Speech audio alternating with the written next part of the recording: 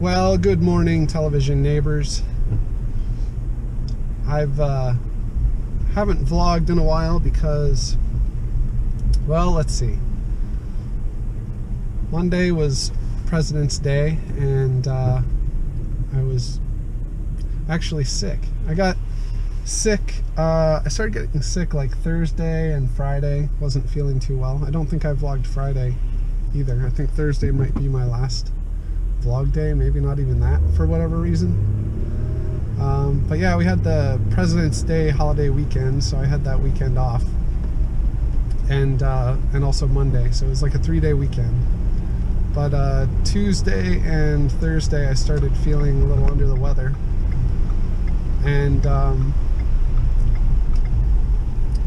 Friday I worked from home to try to limit exposure of people at work to my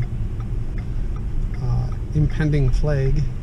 And man, by like Saturday I was just feeling awful. Sunday felt awful. Monday felt just as awful as the previous 2 days. Wasn't getting any better. So Tuesday I still felt awful that morning. Scheduled a doctor's appointment. Ended up being an afternoon appointment. And he said I had bronchitis. So sorry in advance if I cough or do anything else disgusting. I'm still getting over this, but I feel a lot better. Don't sound all that great, which seems to be the pattern with the other coworkers who had it. They tended to be doing all right, and then they came back and they, frog in their throat, stuff like that. So yeah, that's the story of why I've been gone for a while, but I'm back, and today's topic is going to be disagreement. Man, I've seen so much disagreement while I've been ill on so many different topics, and the reason I wanted to do it as a topic today is because not only am I just totally sick of people who don't know any better, the way that they manifest their disagreement, but I'm also kind of frustrated by the people I know better, but they let themselves slip, especially when they encounter someone with lesser skill than they have. And it's something that I catch myself in all the time, is just getting lazy with the disagreement. But if you do it right, I think disagreement doesn't have to be something that people throw up their hands about and roll their eyes and like, oh no, not another disagreement. And one reason that people, I think, have that attitude is that they don't actually accomplish anything in their disagreement. So that's like a warning sign. If you're always disagreeing with people in the same way, on the same topics, then the evidence suggests that your methods suck, or that the people that you're having disagreements with suck, so that it doesn't matter what methods you have, you're always going to have a disagreement because they're not ever going to meet you halfway. So there are two solutions to that. One is to stop dealing with people who refuse to learn how to have productive disagreements, and then the other option is to learn to have more productive disagreements on your own. A really good starter point for that has come about recently. I think it does a really good job of explaining the nature of disagreements, how they work, how to have productive disagreements, also what to look out for to identify those people who are just never going to meet you halfway.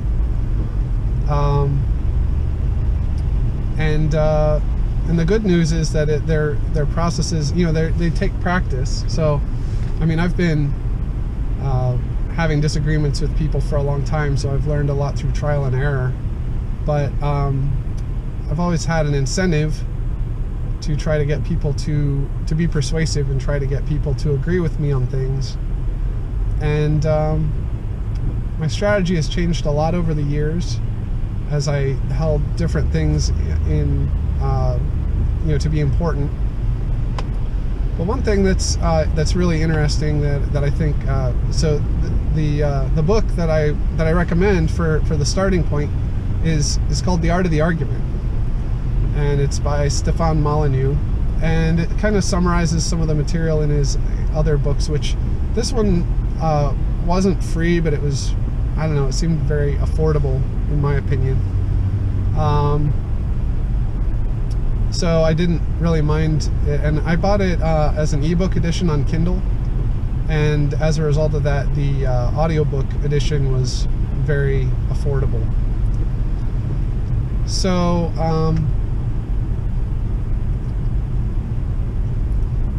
yeah,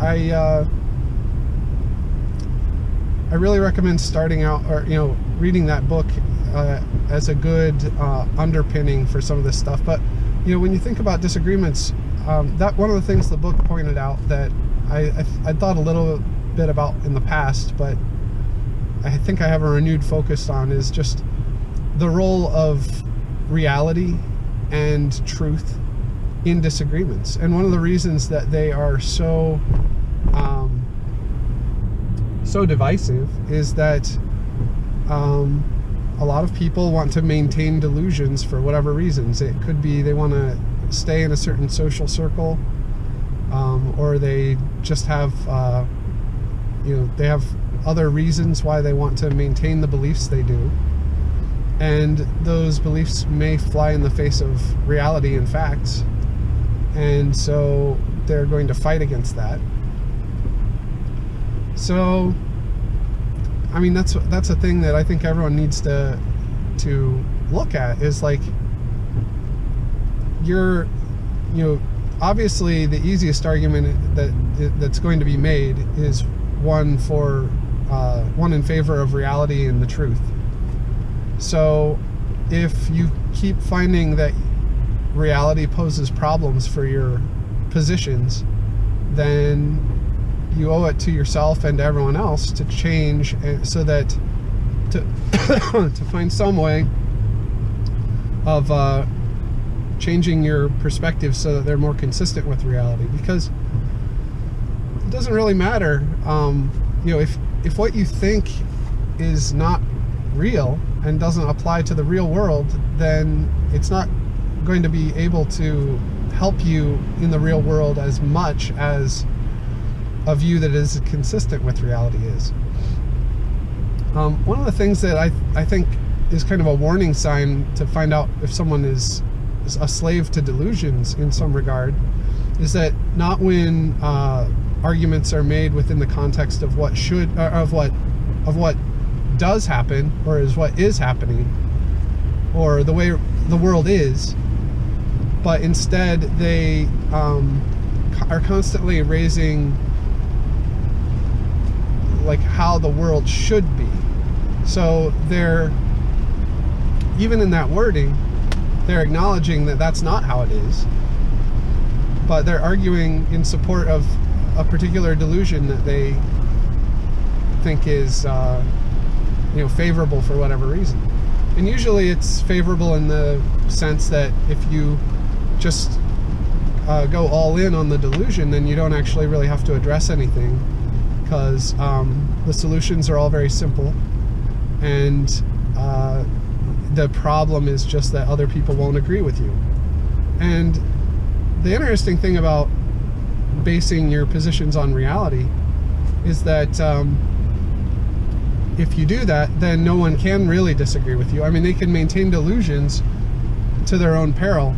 So instead of persuading people to share your views because you think those views would be best for them, there's very real empirical evidence that the ideas are better for them, because their life is going to be better if they're going to be consistent with reality than inconsistent with reality. And there are some interesting exceptions to that. I mean, there are certainly benefits of being a part of a herd that has a certain belief. I've been really curious about the whole James Damore firing at Google. And when I see something contentious like that, my reaction is to go and look at what experts in the field are saying about it. And pretty much everywhere I've looked, all the experts are saying that the fundamental science with, Damore's letter included a bunch of footnotes to scientific research on the topic of gender equality and stuff like this. And so, he provided all these resources. It's very easy for people to go and read up on them. But also, if you go and talk to professionals in the field, they keep saying that this is not really controversial research. And so, one of the things that's upset people about Google is that, and also more recently, the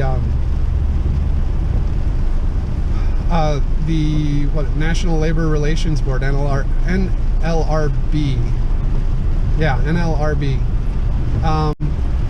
They reviewed Google's firing, and they found that it was okay for them to fire him, even though he had all the facts on his side, or had significant amounts of facts on his side.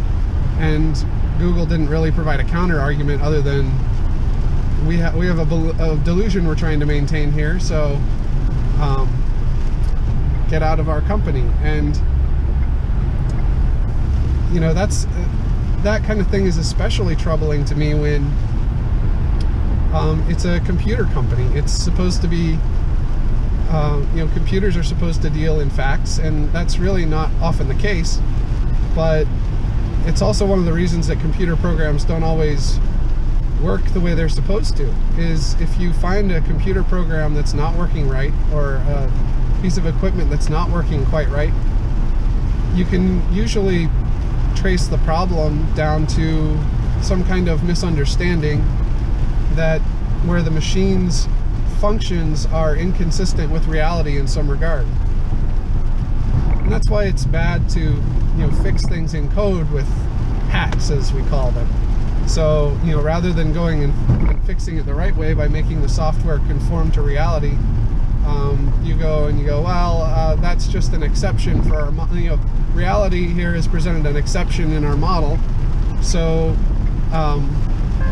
we're gonna just go and add another exception, make note of that exception and address it, and then hope that no other exceptions arise. But we're not going to change our core model to more closely match reality. And that's actually a legitimate business position to make. No one has time to make all of their software completely consistent with reality, just like scientists don't have time to make every equation consistent with reality in great detail. A lot of times an estimation is going to get you where you need to be.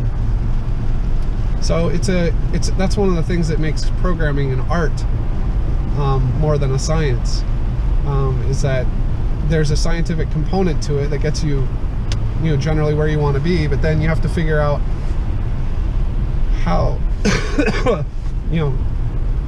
how to be clever and get where you want to be without actually doing all the work.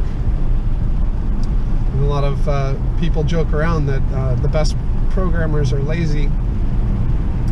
Well, one of the reasons for that is that they don't want to do the same thing over and over again. So there's an argument in case, on the side of trying to make everything match reality as closely as possible, because if your models match reality, then they can be adaptable to handle lots of different situations.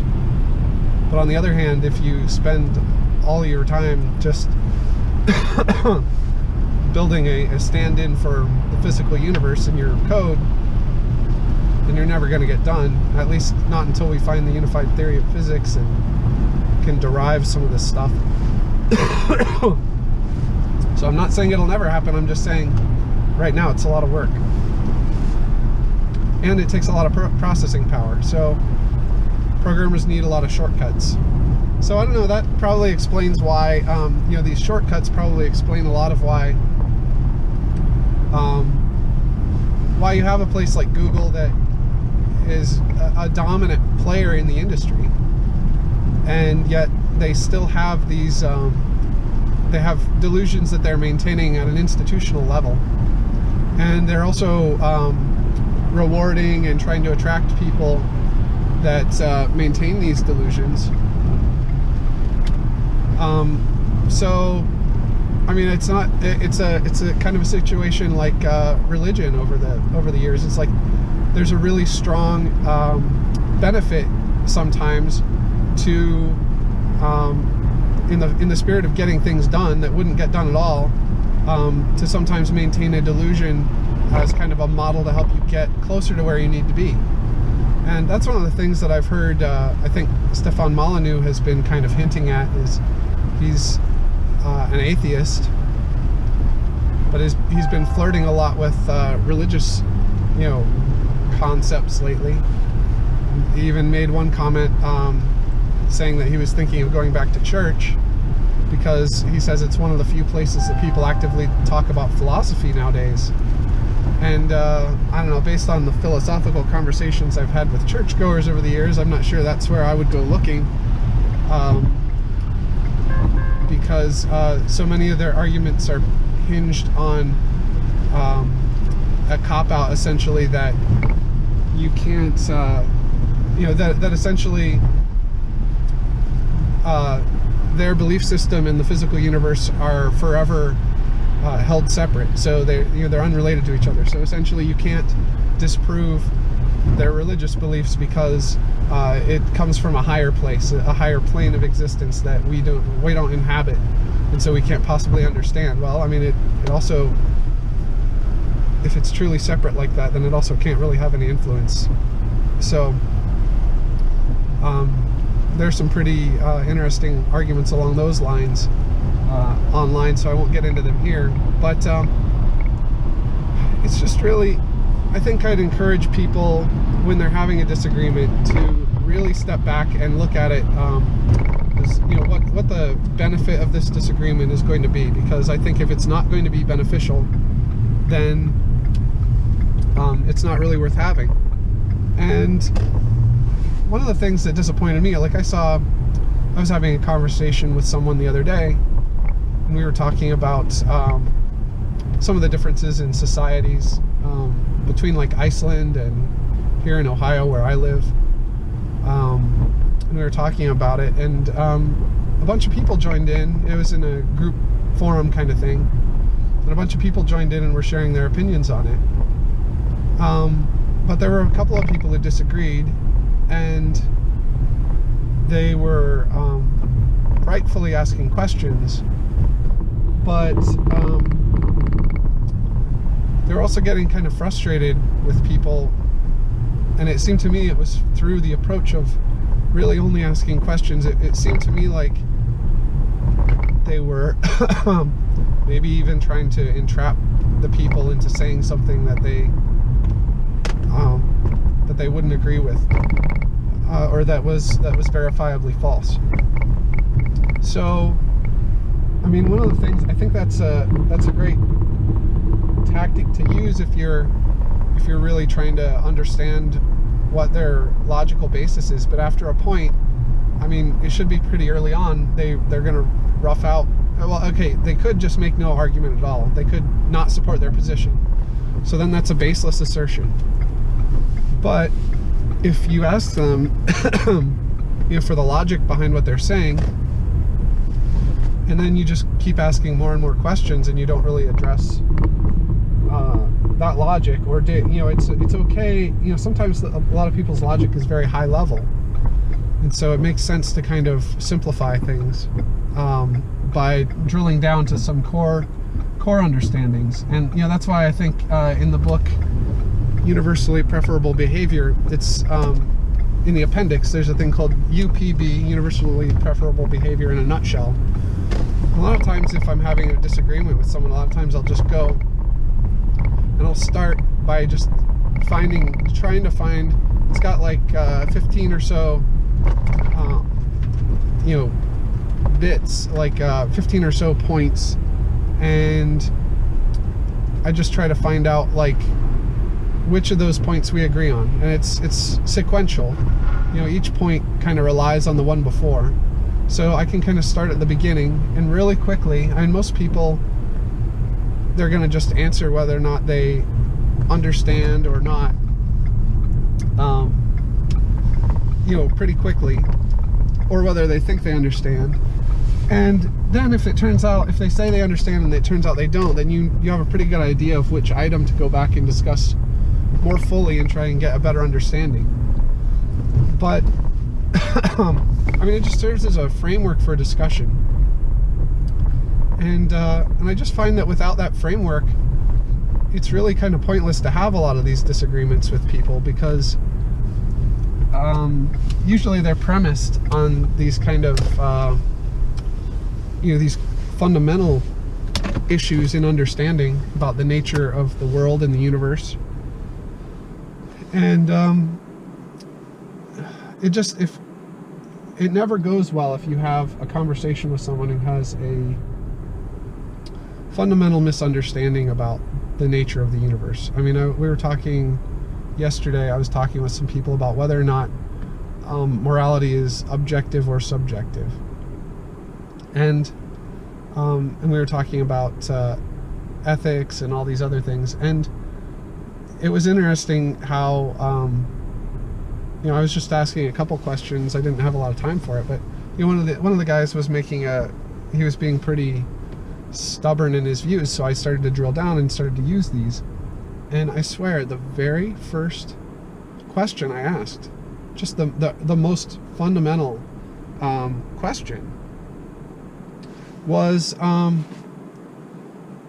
asked him, it's I forget what it is right now at the top of my head, I haven't memorized them, but if you do a search for UPB in a nutshell, you'll find some lists of the summary from the appendix of that book online. And the very first one is it's something about, do you believe that the universe is consistent, or something like this? In other words, if you go to Pluto, are the laws of physics the same as the laws of physics here on Earth, and stuff like that. So I mean, it's not a trick question or anything, it's just a pretty straightforward question. And I asked this guy, and he just all of a sudden got busy and had to go do something else. He'd been arguing about it for a while, and you asked that one core question, and he got busy.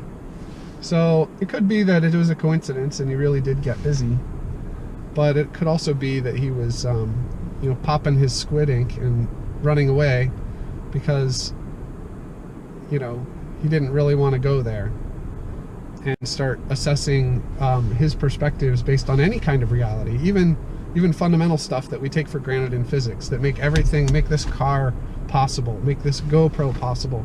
I mean, it's really interesting to me that so many people, they claim to be science-based, and a lot of them, they don't really have any kind of formal background in studying science. They got a college degree, but they had a couple high school level blow-off science courses just as requirements for their degree.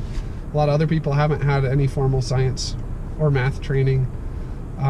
So I realized that not everyone's going to have a perspective that I do on it. Since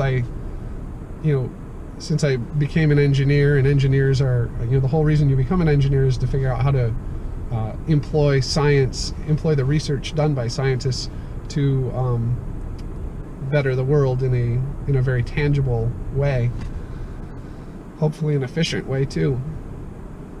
So yeah, I mean, I totally get it when people, if someone doesn't know, I can't be mad at them. It's I can't be mad at a child for wrecking a car if they've never been taught to drive a car, though some children do amazingly well at driving cars. Don't ask me how I know this. Mostly from news stories. Little kids who were unsupervised and decided to hop in the car and drive a couple miles to go see a relative or something. But yeah, but I mean, still fundamentally, we're all governed by the same stuff. And back on the Google thing, it's not that they can't be successful by maintaining the delusions that they maintain. And I think a lot of companies maintain some kind of delusion as a shortcut to get where they're trying to go. But in the long run,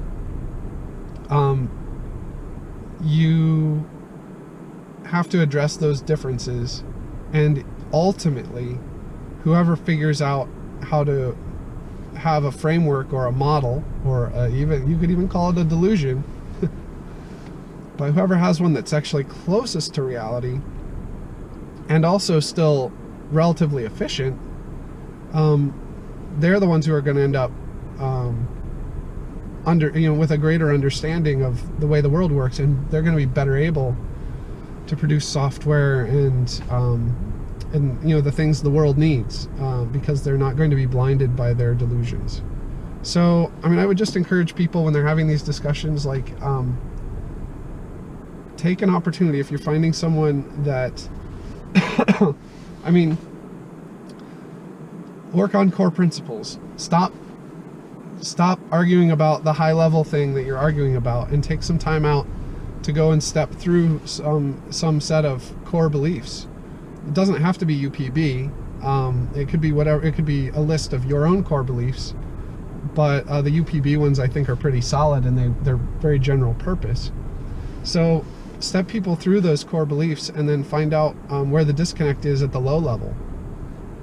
And if you spend some time and work through with people on the low level stuff, then first of all, if they're the kind of person who you can make progress with, then that's someone, you're building a framework, and you're building a foundation for future better understanding, and that's why internet discussions are so often frustrating, is you're really only working on the foundations that have been laid by other people in the past, and most of those aren't very solid.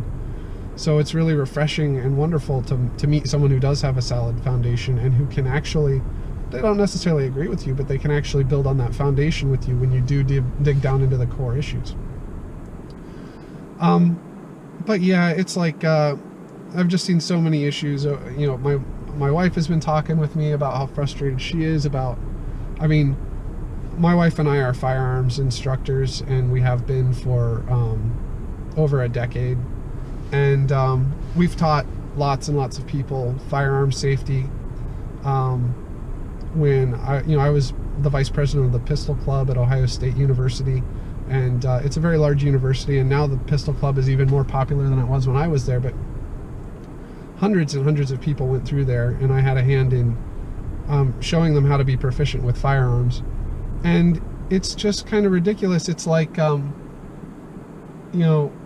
anytime some blip happens in the news about a firearm used improperly, then all these people who had no interest in learning anything about firearms in the first place, they all of a sudden get up on their pulpit and they just want to tell everyone else how it is. And the problem is that everything they're saying is wrong.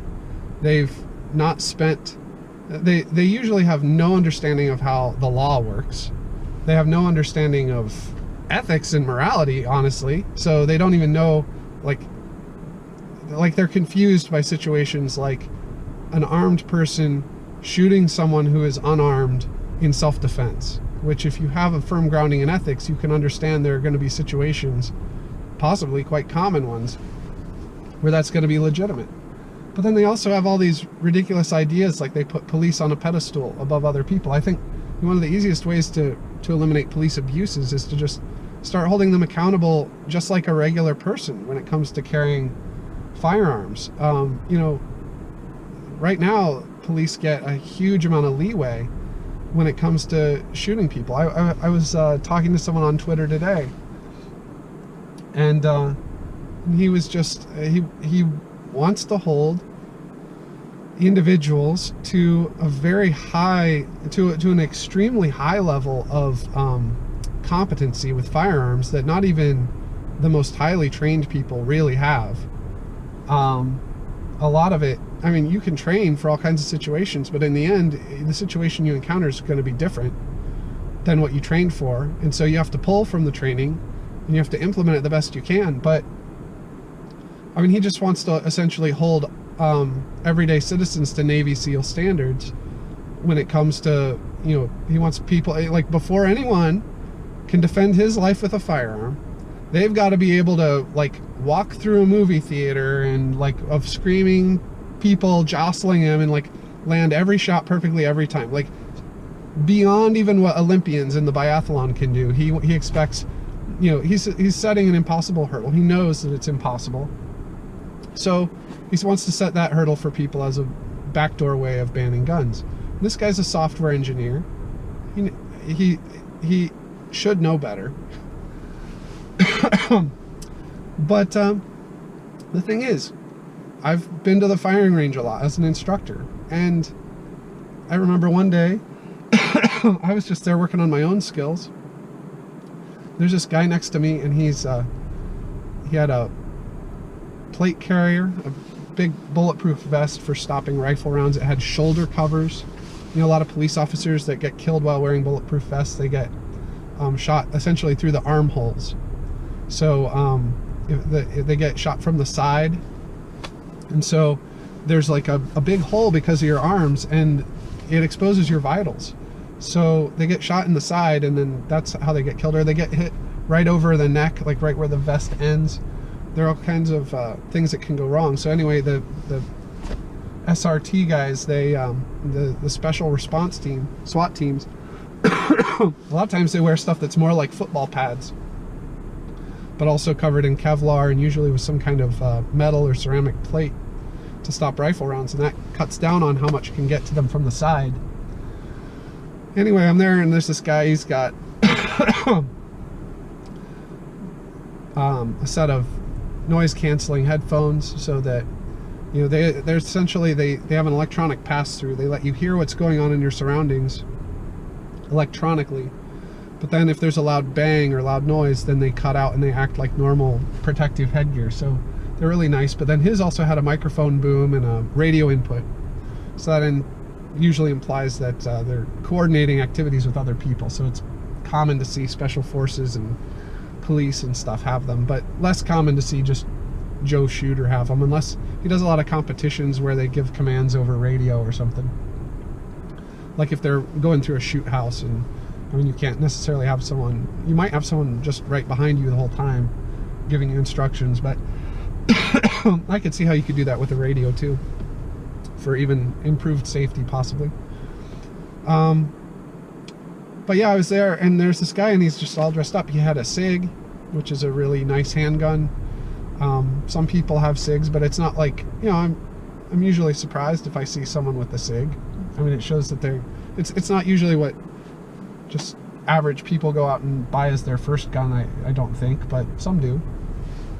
It's just not as common, but I know that that a lot of I think SIG just got picked as the U.S. Army's standard issue 9mm sidearm. So I think you're probably going to see the popularity of them go up, because a lot of Army people will have used them and stuff, and they're also popular with like the highway patrol. But anyway, I saw this guy. He had this vest and everything. He said SRT, and I'm there shooting an AR-15, and I was sighting it in. So I'm trying to like be as precise as possible, and I'm doing very fine adjustments, and I'm shooting at a very small target as far away as I could, because I wanted to see how precisely I could get it tuned, so that when I want to shoot it, then I know that it's, you know, I know where the bullet is going to be relative to the sights, hopefully right there, and if I'm doing it right. So anyway, I'm just using this super high precision. And this guy is here, and he's just all dressed up like a SWAT team guy, and he's just can't hit the broadside of a barn. And he couldn't hit anything with his handgun. He couldn't hit anything with his rifle, which a rifle is more precise. You know, it's easier to be accurate with a rifle and precise. So anyway, I was really confused by this, because his outfit, I mean, I kind of thought he was a mall ninja, a guy who just dresses up all tactical but has no real skills or training. So I kind of cautiously just asked him, I'm like, hey, you have some really nice gear there. It's a lot like my own, but I couldn't help but notice, like, I mean, you don't seem to be hitting the targets that as I'd expect you to. And the guy just laughed. And he's like, huh, yeah, that's why I'm here. And he told me that he was, what with the SRT, the special response team or whatever for the state of Ohio. He's essentially the Highway Patrol SWAT team, and he said he was there because he sucked, like marksmanship wise. So he was actually, I don't know if he was serving with them, but he was actually he was someone's just discovering they have a flat tire there. Yeah, I mean, this guy gets sent out to prisons when there are riots, possibly, or, you know, huge times of civil unrest. And here these, like, these armchair quarterback types are, like, expecting, you know, they're trying to, they know nothing about it, because they don't actually see how the SRT guys shoot. And some of them are great, but some civilians are great. And some of the best shooters in the world are civilians. They compete and all this kind of stuff. They're not, they might be ex-military, and they might have learned to be good in the military, but most of the people I've seen from the military, they scare the shit out of me with their, you know, generally unsafe firearms practices. The police, I've hung out with some of them for training and stuff, and they just disregard all gun safety rules, which I think is insane. And they just dismiss it. They're like, oh, we're playing by big boy rules here, because we're police. We don't have, you know, we can't make mistakes like normal people. It's nuts. So, yeah, I mean,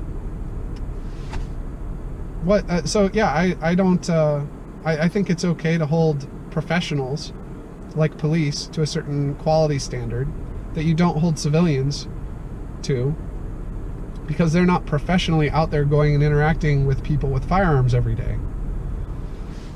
But that doesn't mean there's no benefit to having a civilian interact as well. But anyway, back on the disagreement thing, I got to wrap it up. My voice is wearing out. Is yeah,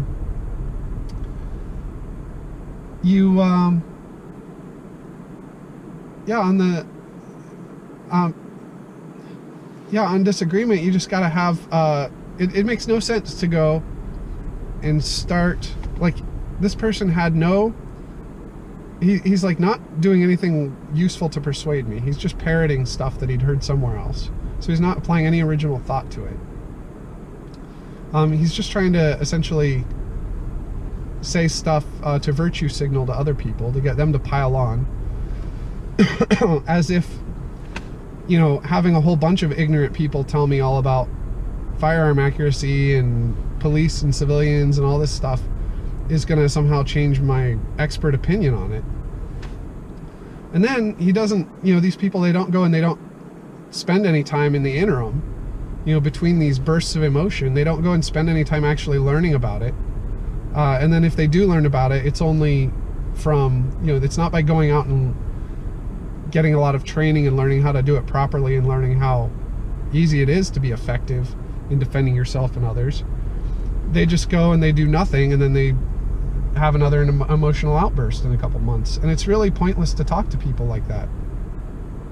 And so, I mean, I would just encourage people, is like, look, if there's an issue, like, if you care enough to talk about it, I mean, don't know who you're talking to. Don't go lecturing a commercial airline pilot on how to fly an airplane. I mean, and then if a commercial airline pilot says you have something wrong, then maybe listen to them. And maybe go and do a little research if it's something you really care about. And what it says when you don't do any of that research is that you don't really care about anything but grandstanding and your own personal emotions. And that's very childish. I mean, one of the things I was talking about with this guy today is I just said, like, I don't really think, I don't think it's wise. You know, to me, as an instructor, the level of proficiency required to safely handle a firearm is very low. And it's so low that I think that just about anyone can do it, can learn firearm safety and can apply it. But if a person is so incompetent that they can't learn that, I don't want to leave my children with them. That's just based on being an instructor. It's like, this stuff is so simple. If you can't learn it, then what other simple things that are necessary to be, you know, a safe adult around young humans, I can't trust people around you. Now, that doesn't mean that I only trust children around people who are on the SRT for the highway patrol or whatever. It's more about assessing their capabilities. So, I mean, there are obviously other ways to assess, to show that people are capable of that kind of knowledge and understanding. So just because you haven't had, firearm safety training, that doesn't mean I'm calling you an idiot because you haven't gotten around to it. But at the same token, I think in the world, I mean, I think a person is a better person if they have gone and they've learned how to save lives with first aid and CPR training, right?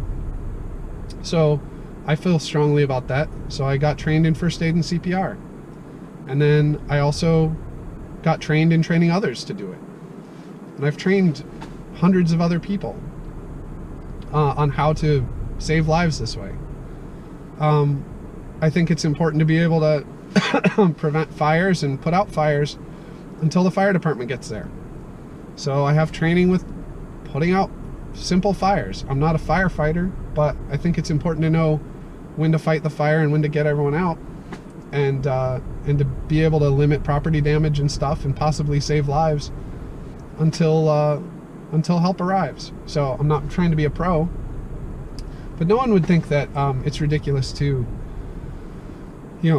learn how to use a fire extinguisher or learn how to use a first aid kit or to stabilize someone until medics can get there and stuff like that. But there are a lot of people out there. I think it also makes you a better person when you're out there able to protect society against violent attackers, your own family, your friends, yourself. It's less burden on the rest of society if you can protect yourself against predators. And that is, I think, fundamentally what the disagreement on the Second Amendment is. It's a bunch of people who they really wish they didn't have to, they really wish they could delegate it entirely to someone else. But the reality keeps slapping them in the face time and again. Is that anytime you have to wait on someone else to provide these things, I mean, I think no one would dispute that in these mass casualty events that give rise to these conversations, I don't think anyone would ever dispute that everyone's better off for when people have first aid and CPR training. I mean, heck, mass casualty events are one of the reasons that schools in my state mandate that one school official in a room of kids has CPR and first aid training. But I think it should be even higher. I mean, I really think this is like base level stuff. I wouldn't mandate it, but I really do think you're a much better citizen if you don't necessarily own guns, but you should know how to use them. And if you have an objection to knowing how to use them, you should at least know about firearms safety. And that's going to require a certain knowledge of firearms. And you don't even have to touch real guns to learn about firearms safety. But most people learn their firearms safety from movies and from authoritarian politicians who have ideologies that have resulted in the deaths of hundreds of thousands and millions of people around the world. And the ironic thing about that is that, like, I was watching a video about Pol Pot and the killing fields of Cambodia. This guy killed millions of people, and he presided over the killing of millions of people, and he has no regrets. And the interesting thing to me was that most of a significant number of these people killed were people who were insiders in his regime. They agreed with him. But when his ideas started failing, they started internal purges. And so, like, that's the most ridiculous thing of all, is these people I know who have these authoritarian socialist views that they want to impose on everyone. But historically, more so than trying to save myself and my children from their flawed beliefs, I mean, I'm going to save myself and my children from hunger, probably, judging by how those things go. But for the adherents of these ideologies, by trying to talk them out of it and into civil things, non-violent approaches to how to organize society.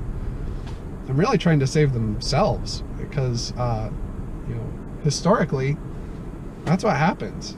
The person that the strongman that they put in power ends up going after them, because they're good at, if they're effective enough at getting a revolution, then those people are dangerous. So they're some of the first to go to the gulag. So anyway, I'd really like to have more discussions with people that are productive. And so, I'm going to go and double down and try and focus on getting to those core things, so that the people around me that are capable of having rational thought and discussion and debate and actually learning about things before talking about them, that I can have more conversations with those people. And the ones who just don't put in any effort, and they want to tell commercial airline pilots how to fly jets, and they want to tell firearms instructors how to protect themselves and their family and society with firearms, and then they know nothing about any of it. Yeah, I think those discussions are worthless. They're a waste of time. They're a waste of time for me. And hopefully our society is strong enough that they're not going to go anywhere politically, but there's such a huge mainstream political influence on pandering.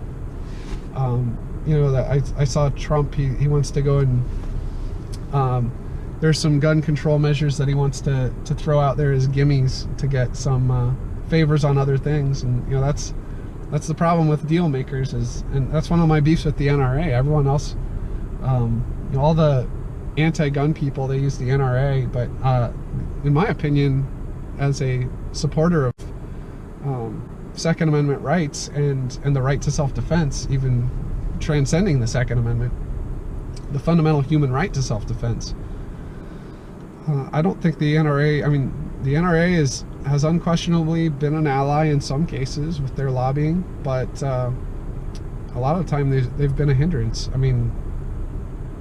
lot of the laws that we have today that are harmful and worthless were passed under their watch. And so anyway, that's going to be it for me today. I got to go and get to work. And but yeah, I'd like to hear your thoughts on your experiences with having discussions with people and debates and arguments, and whether or not you think you've been able to be productive and change minds, and if not, then why do you keep doing it that way? What other, maybe it's time to start looking at some other ways to help bring people closer to reality, or through the same process bring yourself closer to reality. One of the two is going to happen. That's why I like getting into debates with thoughtful people. I know that I'm either going to help them to understand reality better, or they're going to help me understand reality better. Help identify some kind of delusion I might be maintaining, or some flaw in my reasoning. That's why I do it. That's why I enjoy it. And I wouldn't be who I am today if I hadn't taken that approach. So, and I try to instill that in others, my children as well as other adults. It's never too late. So, all right, that's it for me today. If you think this was helpful, please share it with other people that you think might enjoy it. Please like and subscribe as well. I really appreciate the followers I do have, and I know that not all of them agree with me, so hopefully they'll appreciate this video, and hopefully through listening to them they'll start looking into some of these same sources. I'm not expecting, like, if I ask you to read UPB or The Art of the Argument or On Truth or Real-Time Relationships or any of these things, it's not because I want you to, it's not because I think you'll just magically agree with everything in them. In fact, most of the people I know who've read them disagree on different aspects of them, and we have great discussions about them. But I think they're a really good neutral baseline to stand on and to start discussions from. So, and that's in the absence of a lot of other good neutral ground. And I say it's neutral ground because, like, when you look at the UPB in a nutshell things, these are pretty uncontroversial statements and they're fleshed out by the book UPB. So if you have questions about how these individual statements came about, there's like a chapter on each one usually with examples. And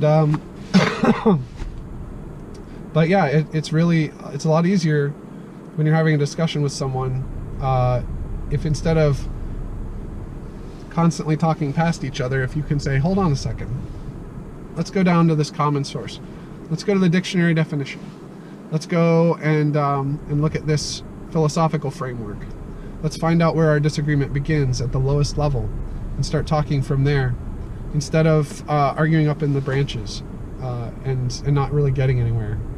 So I think if more people start doing that, we're going to end up with a stronger society. So, all right, that's it for me. Have a good one. Bye.